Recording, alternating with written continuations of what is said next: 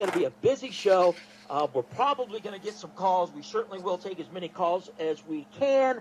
But some very interesting stuff has come out of a mock constitutional convention. There was actually a mock one that was done. So we're going to get into that. Was it good? Was it bad? How did it come out? Who were some of the players? We'll get into all of that. Our constitutional scholar for the day, Robert Brown, producer of the 6-lecture series known as The Constitution is the Solution, being used basically on DVD nationwide. Robert Brown is here. We're going to get to him, your calls, and much more. But first, we'll take this break, and we'll be right back. Of Montana. Don't forget, check us out on voicesofmontana.com. Make sure you sign up for the newsletter. Got a new story posted on Facebook as well. Like us on Facebook about an immigration story that I think will be very interesting to you. All right, Robert Brown is here, constitutional scholar and producer of the 6-lecture series known as The Constitution is the Solution, and that is being used on DVD nationwide. Robert, thanks for coming in. I appreciate seeing you again. Absolutely. Thanks for having me. So there was a mock convention. This was done in Virginia, I believe. Tell me about this mock convention. September 21st through 23rd, so just a few weeks ago, the Convention of States project. This is one of several different groups that are promoting this, let's call for an Article 5 constitutional convention. They decided the best way to prove to the world that this is a safe process is to hold a role play, a mock convention. And afterwards, they declared it to be a great success. Look, we've proved to the world the convention can't run away because this one didn't. And I'm calling foul on that whole claim. And we'll go into some of those details today. Right, we sure will. I want to talk not only about the mock convention, but I also want to talk about the websites that are out there that are asking for this. What is the Convention of States project? This is a project that's put together that is really pushing for this, right? Correct. They're a combination of kind of a grassroots organization, but also a lobbyist organization where they go to state legislators and try to get them to pass a resolution, because that's how an Article 5 convention has to be triggered. Get state legislators to apply for a convention, and once 34 states have applied for a convention, then Congress calls the convention. So this is one of several different groups trying to make this happen.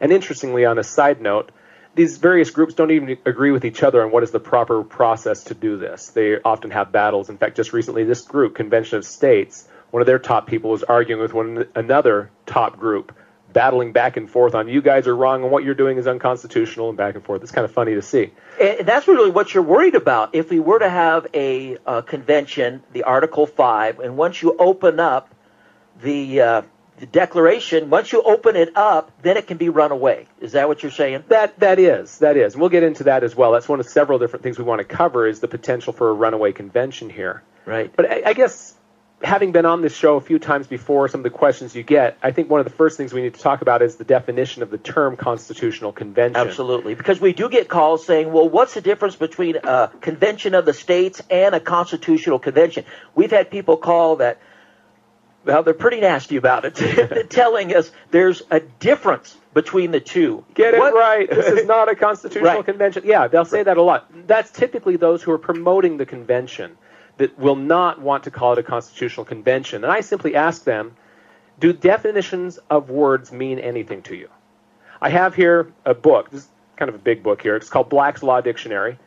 And this is the most prominent law dictionary in use in our country today. And it clearly declares a constitutional convention, it says here, to be a convention for the purpose of framing, revising, or amending the Constitution. They're definitely planning to do one of those three. They're talking about amending the Constitution. But then significantly, right after that, in the same definition, it gives as an example of a constitutional convention the Article 5 Convention. It says Article 5 of the U.S. Constitution provides that a constitutional convention may be called on the application of the legislatures of 2/3 of the states, or 34 states. So it actually uses that as part of the definition. So when people tell me it's not, I say, well, that depends on if you believe dictionary definitions or not. Right. And if you don't, what definition are you using? I'd like to see it. Right. All right, let's jump into this. What similarities did the mock convention have to a real convention? What similarities? Well, there was a convention. They got together. They talked about amendments. They proposed some. They passed some. And that's pretty much where the similarities end. Really? Because and the next question I wanted to answer is, what are the differences? The first one that I noticed was this convention wasn't delegates representing all 50 states like they say it was. Yes, there were people there from all 50 states, but these were hand-picked delegates selected by the Convention of States lobbyist group.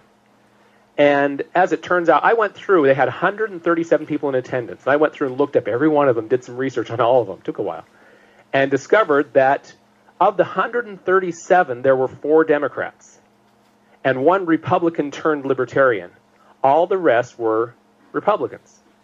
So you have roughly 96 to 97% Republicans, but not just any Republicans. Most of them were the Republicans in their state legislature who were sponsoring this bill.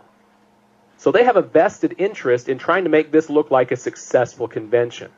This is entirely different from what a real convention would be like. So this was a mock convention put on to try to get to a real convention. Correct. So what you're saying, they were more, and these are, I don't want to put words in your mouth, but tell me if this is what you think. They were more thespians than politicians?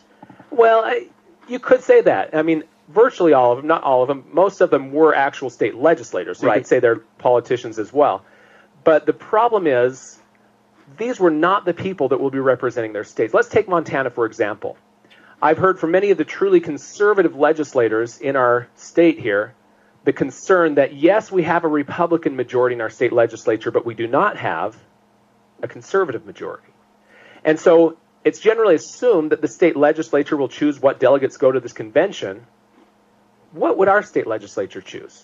Would they choose the truly constitutional conservatives? Or would they, as a majority, Democrats and moderates, choose moderates to liberals? Well, that's what they end up choosing. So that's a good point. How many would come from Montana? How is that divvied up? That's another good question.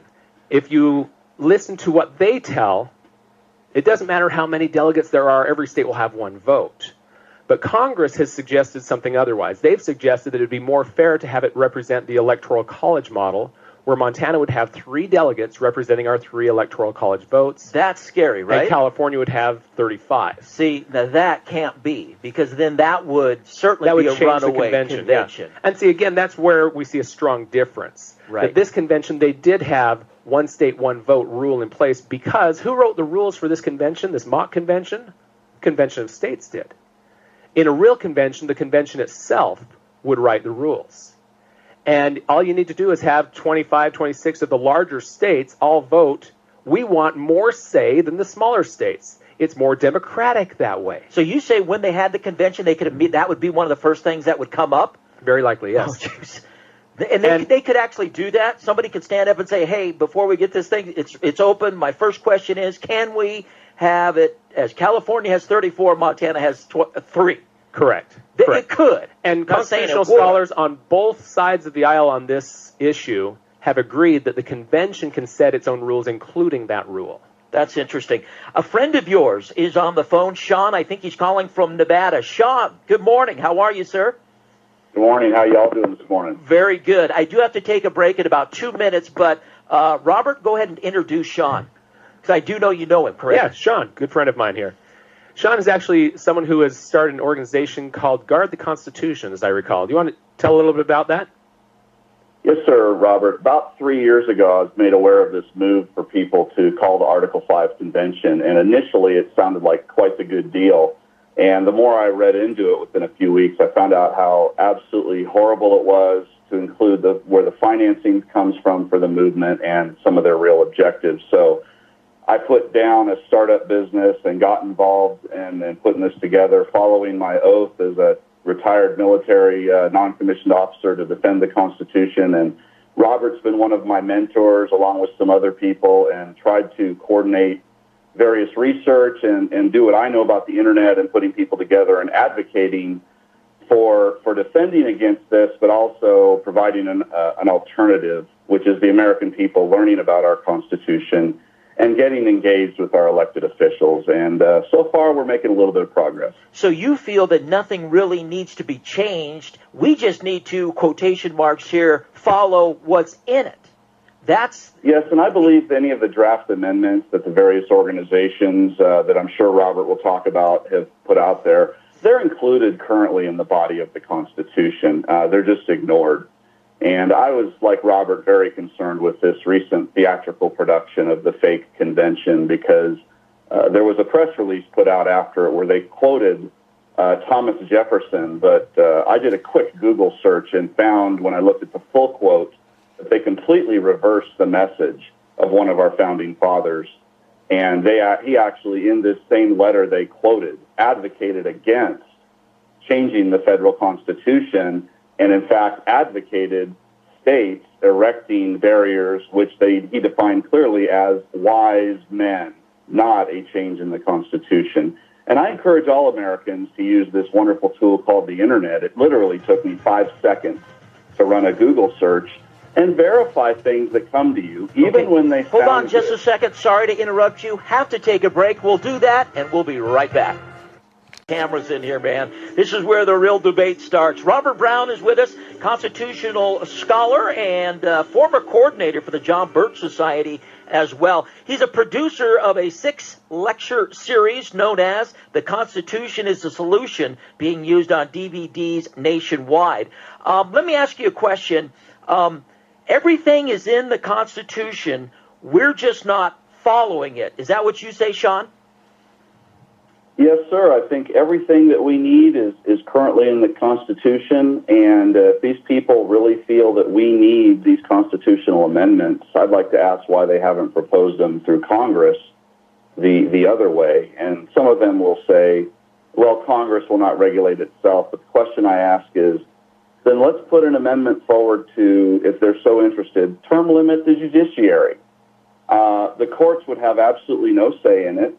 And they claim they want that. I've never seen them do that. They want to roll the Constitution into the operating room to do something that they feel is greater good. And some of their followers, I have no doubt they're good, patriotic Americans that love God and love this country, but they're just being seriously misled by millions of dollars from wealthy corporatist billionaire taskmasters that are advocating for this convention. And that's who's financing it? Who, to your knowledge, who is financing the possibility of a convention? Well, I've found in my research links through IRS filings that show that the Koch brothers and some of their various organizations flow money down on the right side of the fence. But as Robert will get into with you, I'm sure, when whoever propagates this convention and ultimately gets it called, if it happens, everybody will be invited. It will just not be conservatives or Republicans or libertarians. There will be leftists, far leftists there, and on their side of the fence, it's been pretty well documented that George Soros is funding the effort. So there will be a bipartisan convention, and I'll leave that comment there. Very good. Yeah, absolutely. And that's one of my major points here of how this convention was nothing like a real convention would be, was this was not really a bipartisan convention. Yeah, you had your token 4 Democrats there. In fact, a blogger recently just claiming victory, this was such a wonderful event. This is a guy that's constantly promoting the convention. He said, the great and feared red and blue and purple divide that threatens to tear our nation asunder was gone. It's like, wow, this convention went so smoothly. Well, I wonder why. It's because they didn't invite the other side of the aisle. They had a massive, overwhelming majority of Republicans there. At a real convention, you'll have the moderates, you'll have the liberals, and frankly, I don't think you'll see a lot of truly conservative people there. As I was saying earlier, Montana, I wouldn't count on sending a good constitutional conservative because the majority of our legislature are more moderate to liberal. And so what that means is, number one, you won't just have conservative amendments coming forth. You're going to have a compromise. The only way you'll have a good conservative-sounding amendment come forward is if you concede to also let the liberal one come forward. And probably package them together so that they have to go together. You get all or nothing. And that's where we start to see the real concerns come up. But in addition to that, I want to take some time on the show to go into what amendments they did propose at this convention, because I have concerns about those. Even in a sterile environment of conservatives, they came up with some pretty harmful amendment ideas. And this wasn't because they had 2 days to do it. Because the amendments they proposed are not new ideas. These are ones that have been around and around for years that I have written and debunked over and over again as being dangerous, and yet they keep pushing them. And so I want to take some time to get into that as well. And maybe we'll spend the latter half of the show, because there's quite a few there to go into. But that's the real thing I want everyone to understand is compromise will be the theme. Back in 1787, when we had the big states versus the small states, the big states wanted to be represented by population. Small states want to be represented equally with every state. So they compromised and said the Senate will be, every state has the same vote. The House will be based on population. That was one of the great compromises of 1787. What will be the great compromise or great compromises of a constitutional convention today? Interesting. All right, let's go to the phones. Let's go to Fred. He's been waiting a long time. Line 1, Kalispell. Hello, Fred. Thanks for waiting. Good morning. Good morning, John. Thanks. One of the problems, I just sent a letter to Congressman, to Speaker of the House, Paul Ryan. And I was talking about the Supreme Court, because they keep on talking about the Supreme Court in this election coming up. Anyway, 4 of the Supreme Court justices follow the Constitution pretty much most of the time. The other 4 never follow the Constitution. What that means is their minds are predetermined before they even hear a case. And what I'm proposing is the Justice Department should be made independent of the executive, get it out of the executive branch and make it independent. And when these clowns violate their oath, the Justice Department should have the power, if we get good guys in there, to make sure that everybody upholds their oath to the Constitution. Would this be something that would be in the convention? Would that come up, the judges, and we're supposed to have the 3 pillars of government being equal? Would that be one thing that would come up, or do we even know that would come up? Well, yeah, we don't really know what would come up. I do know some of what they've been talking about that's prominent out there, such as term limits on Congress, term limits on the judges, and so on. But the solutions that I see are really necessary, nobody's talking about. All right, Fred, did that answer your question? Did that get... Go ahead, Fred. John, one more thing. Yeah. We keep on saying, that the 3 branches are co-equal. That's not true. I know. The Founding Fathers gave all the power to Congress. We had an Article 2 president, which we hadn't had an Article 2 president in years and years and years, and the Supreme Court was the weakest of the 3 legs. They're not co-equal. I'm glad Fred brought that up. That is such a frustration to me when I hear a lot of our... Thank you very much, Fred. Yeah, go ahead. A lot of our conservative media pundits talk about the co-equal branches. That is so untrue. Fred's exactly right. Congress has the greatest amount of power, which is why it's divided among the greatest number of people. I gave a lecture a few years ago that was basically entitled A Checks and Balances Shootout. That if you were actually have a challenge of power between the 3 branches of government, ultimately the last man standing is Congress, because they have the power to impeach everybody. That's the ultimate trump on anything any other branch could do. They can impeach the president or any of these officers. They can impeach any of the Supreme Court justices, and on and on. And so, absolutely, he's right. One thing he brings up is that the judges are, I guess you would say, legislating from the bench, been used many times. I guess I agree with it. We're at a 4-4 stalemate here. That's why so many Republicans are saying, yes, Donald Trump has come out and said some terrible things, but it's beyond Donald Trump. You have to look beyond that, and that's the judges, because as we talked about on this show, 2, maybe 3, could be 4 judges in the next president. 2, right. I believe for sure. Right. And to help with that, Donald has put forward a list of some of the judges he would have on his short list, and honestly, I like some of the ones on his list. And so that's some of the appeal out there, is you got to vote for him even if you don't like him, because, but anyway, that's another matter for another day, I suppose. Get into some of this. Would these amendments fix anything, or would they cause more trouble? That's an excellent question. The only amendments that I could support, really, would be things like repealing some of the harmful ones we've already had. And there is one of them in there. They actually, in the end, came up with 6 amendments they're proposing, one of which was included within it repealing of the 16th Amendment. And I even see problems with the way they're going about that would cause harm just in the way they're doing it, although the end goal I agree with. But I want to get in some of the other ones as well, which have huge red flags for me. First of all, to introduce the first one, you know what a lame duck term is, right? When Congress has a lame duck term. What's the problem with lame duck? The problem is we just had an election, and between the election and the swearing in of the newly elected, they have a term of Congress where whoever was just kicked out of office no longer has any reason to listen to They're voters. That's when Obama will open up Guantanamo, my opinion. That's when they try to push through the legislation that's unpopular with the people, because now you've got a bunch of people that have been kicked out of office. They have no reason to fear the people anymore. Let's see what we can get through now. Or get people out of prison that helped you. Really, go ahead. And so, sorry, quit interrupting you. One of the problems with the lame duck term, obviously, is there's really no constraints on a number of the no longer elected officials there. And so that's one change I'd love to see, is that they'd never have a term after the election until the swearing in of the newly elected. One of the amendments being proposed here is term limits on Congress. Sounds good, but what it actually does is expands the lame duck term. For example, they say that members of the Senate will serve a maximum of 2 terms, 2 6-year terms. What that means is everyone who's in their second term for 6 years is serving a 6-year lame duck term. That's a problem. You're actually creating a bigger problem. And all term limits ultimately do is take away from the people the choice of who we want to vote for. That's really what it is. And so the Founding Fathers had term limits in the Articles of Confederation, and they recognized it as a mistake. They wrote extensively about what a bad idea it was.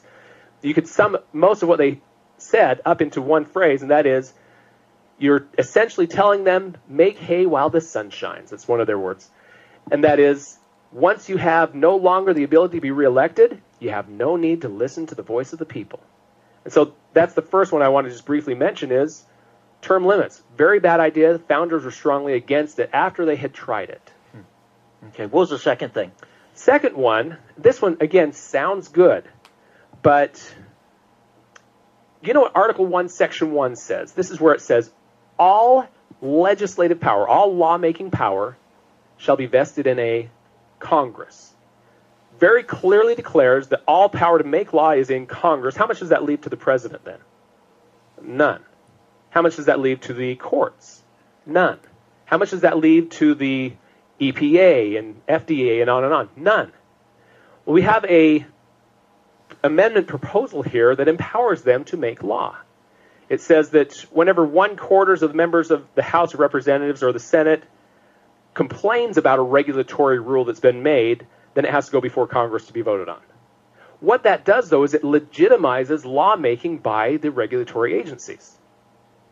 So by saying, if you make a law that we don't like, we can shoot it down, you've just now validated their illegal making of law. Does that make sense? Yeah.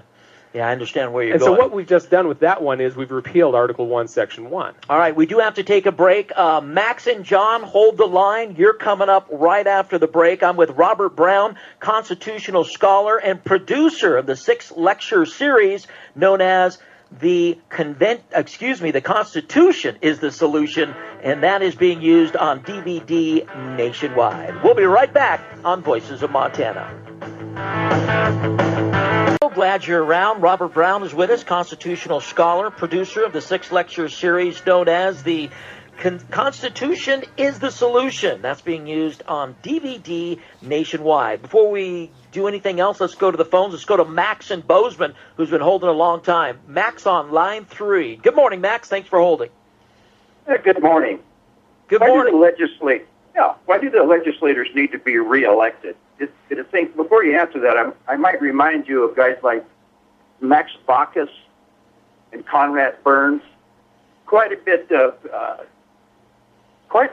of dishonesty in those fellows staying in there so long. You couldn't get them out of the government with a hammer and a chisel. Now that's entrenched power. So what's your problem with a legislator serving a single term and then going home like they used to do? Very good. Great question, Max. Thank you very much. And that is a good question. It used to be that a lot of them wouldn't serve lifelong terms and so on, although a lot of our founding fathers did serve for a great amount of time. A lot of the prominent names that you'd know served for decades. And so that's not always necessarily a bad thing. What is a bad thing is when the people don't boot them out for corruption, because it really comes down to, in order for them to stay in office, they have to get the votes. And so it really is a people problem, not so much a Baucus or whoever else problem. It's that they have ways of getting enough votes, enough people just pull the lever for them for whatever reason, But if the American people understand the Constitution and demand it's adhered to, and we've seen this happen in some areas of the country, you don't stay in office if enough people in your district want you to follow the Constitution and you're not doing so. In other cases, it's if you're not bringing home the bacon or whatever else is the priority to the people. So that's really the issue we're facing, is the American people. In fact, one of my favorite quotes comes from President James Garfield, where he says, "Now more than ever before, the people are responsible for the character of their Congress. If that be ignorant, reckless, and corrupt, it's because the people tolerate ignorance, recklessness, and corruption. If they be intelligent, brave, and pure, it's because the people demand these high qualities of them in the national legislature." Nobody is stronger than the people or the jury. Precisely. And people, I think politicians want us to not know that and to think that they're all powerful. So to springboard from what Fred was saying, that the three branches of the federal government aren't equal, that's true, but even more powerful than Congress is the people themselves. That's the ultimate power. We are called the sovereign in this country. So we need to, if there are legislators or there are congressmen out there that are cheating us, that are lying us, we have nobody to blame but ourselves, because Correct. we have the power of the vote. That's what it's all about. Precisely. So, okay. Precisely. One more call. Let's go to John in Whitefish, line 1. Good morning, John. Thanks for calling. Oh, thank you for taking my call. Yes, sir. I wanted to concur. The system right now, obviously, people are frustrated. We're overregulated by unelected, what Jefferson called unelected monarchs in black robes. But the statement earlier that the sovereign people and Congress can cure all that if the people will demand Congress to do it. For instance, dealing with judges.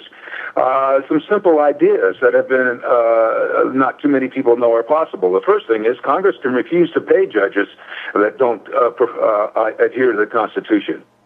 Don't pay them. Man, our founding fathers were geniuses, weren't they? It's all there. It's us that are not following what they wrote down.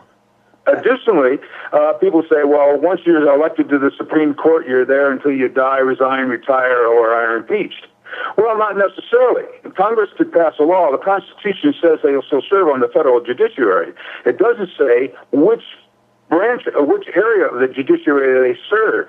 Congress could pass a law saying your tenure on the Supreme Court is 10 years, and after that, you have to go to Wasilla, Alaska. How many liberals are going to go to Wasilla, Alaska after they serve on the Supreme Court? Right. That's all possible without a constitutional amendment, right? But with a gut check Congress. So the thing that I would urge in there that is more incompatible, along with Mr. Brown here, is saying is people of Montana and people of the United States demand of your Congress people, demand of them that they adhere to the Constitution and do their job. And if they don't vote for them. Get somebody that can. And in the case of members of the House, they got every 2 years, and the members of the Senate, they got every 6. And then we can do something about repealing the 16th and 17th Amendment, but that's another day. There you go, John. Thank you very much. I want to take another call. Andy in Butte, who we got an editorial by Andy that we've actually put up on voicesofmontana.com. Andy on line 2, Butte. Good morning, Andy. Morning, both of you. Thanks for taking my call. Yes, sir. Hey, I got an amendment for you, and that is let's change the way we elect our president. How do we do that? What would your idea be? Okay, is it John? Are you talking? Yep. Yes. Okay. I sent you the information. It all comes down to WTA, which stands for the winner-take-all rule. Right. 48 states and the District of Columbia use, but that's based on the urban vote, the popular vote. And the urban vote always overwhelms the rural vote. So the rural people are not being heard. Right. But if you look at the county map of the United States for the last 2 elections, what we have is a rural America or a conservative America with blue islands in it. Urban centers. So if we really want to change the way that the election's going, or the nation's going, we need to change the way we elect our presidents. And that's really true right now, because, both parties are trying to manipulate the urban vote to control the election. Right. Andy, I did read that. It was great, and thank you very much for the phone call. Robert, what do you think? I'm not sure exactly what he's proposing here. It sounds to me like he might be talking about going towards popular vote. And unfortunately, the idea of a popular vote actually takes away power from the smaller states. Right now, if you look at how many votes in the Electoral College we have per capita, in Montana, we get about 1 vote for every 300,000 people. In California, it's 1 vote for every several million, because per capita they have far fewer votes. Right, Andy, and so is that what you were talking about? Well, not really. What I came up with for a rule, because I studied it intensely in the 2012 election, and to make it a more fair, representative choice for the intent of the nations, what I called it, is if you have to employ the county board, and all the districts report to the counties, and the counties report to the state, but all you usually see is just the state tally. If you include the county tally in there, for example, if the counties support the popular vote, the county vote supports the popular vote, then all the electoral votes go to that candidate. Gotcha. But Robert, if the county votes right. Do not right, support Robert? the urban vote, go ahead. Yeah, it's an interesting proposal. Very interesting proposal. I'd have to look into it more in detail. It sounds like it actually does shift more power to the rural areas that way. Right. That is an interesting idea. It is. I want to get to a couple questions. I do have to take a break in just a second, though. I do want to talk about an amendment. I know there's an amendment you want to talk about. Quickly, let's talk about that. Well, certainly. And what I see overall is I look through the amendments that came out of this mock convention, reminded me of something that Justice Scalia said, where he says a constitutional convention is a horrible idea. This is not a good century to write a constitution. That's what he said on the bench. Yes. But before that, he agreed with it, correct? Back in 1979, when he was a professor, a law school professor, he was in favor of a convention. But when he got on the bench for a few years, he totally changed his mind. That's exactly right. And what I think he's talking about is that really today, we, the American people, don't understand the principles our nation was founded on. We don't know the Constitution like they did back in the founding days. Oh, absolutely. And so we really are not equipped. This is like having a poet who's famous in their love poems. They know all about the heart, right? Well, let's let them do heart surgery. Right. No, they know nothing about that type of heart. Mm-hmm. And they're likely to kill the patient. In the same way, if we don't understand these principles and we go in there to start cutting into the Constitution, we're likely to damage it or even destroy it. We just have to follow it. Right. So the next amendment I want to talk about that they proposed at this convention, as a little bit of a preface on it, back in 2005, the U.S. House and Senate passed the Real ID Act, which got a lot of states and a lot of people upset and concerned because it was a massive invasion into our privacy to create this national ID and a national database and so on.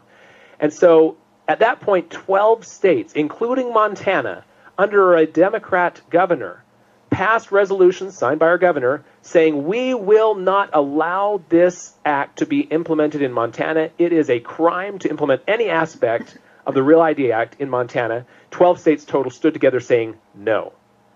Often what's called nullification, but it's also just standing for the Constitution. This is an unconstitutional law. They said we're going to back the Constitution rather than the law. There's an amendment proposal in here that would shoot that down. What they say is in order for the states to shoot down any federal law, it takes 30 states coming together to block that federal law. What would that have done to us? Back in 2005, we had 12 states stand together and 12 states won. We defeated the Real ID Act with 12 states saying no. If that amendment was in place in 2005, we would have lost that battle because we did not get 30 states, and the federal government would have had grounds to say, that's nice that you're opposing it, but until you have 30, you must comply. This takes away the power of the states to nullify in anything less than 30 states, which is typically what happens. We've seen a lot of nullification happen in recent years. Marijuana, for example, is another topic where we didn't get 30 states standing together to block it. But they've succeeded. They were victorious in standing up to the federal government.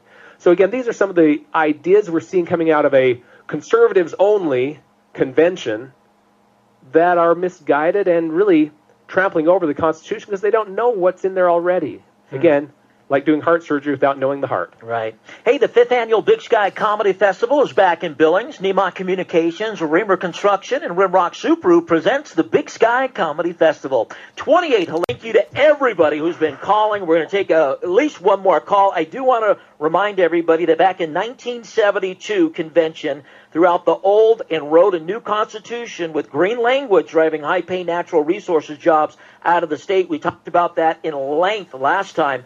That once we opened up the 72 convention, it was a bad thing for timber, any minerals, any drilling. It turned out to be a bad deal. And this was the Montana Constitution we're talking about that was thrown out and a new one put in. And that convention, even though we're a fairly conservative state, was dominated by about 2/3 Democrats and about 1/3 somewhat moderate Republicans.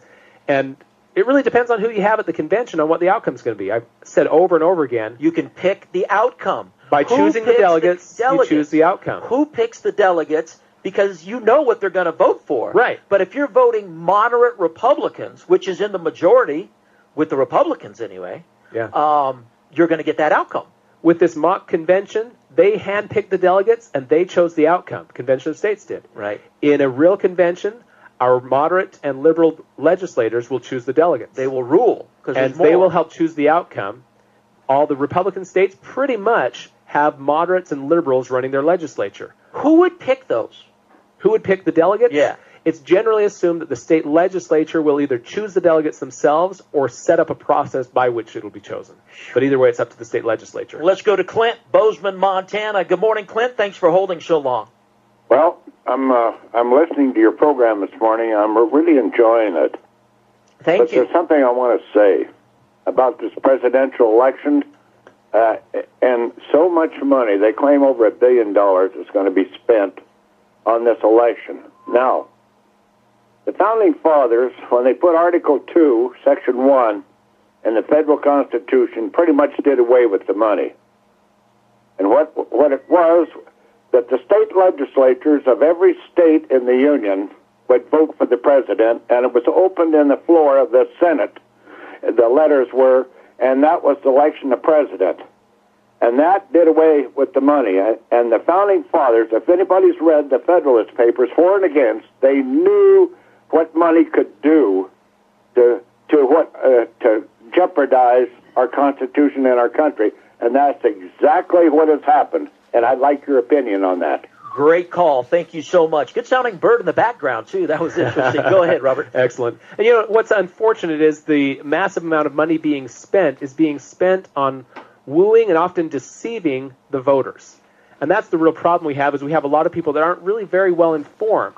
I was just online yesterday talking with people about a particular candidate. They're saying, this is a great constitutional candidate. And I said, have you read his policy positions? No.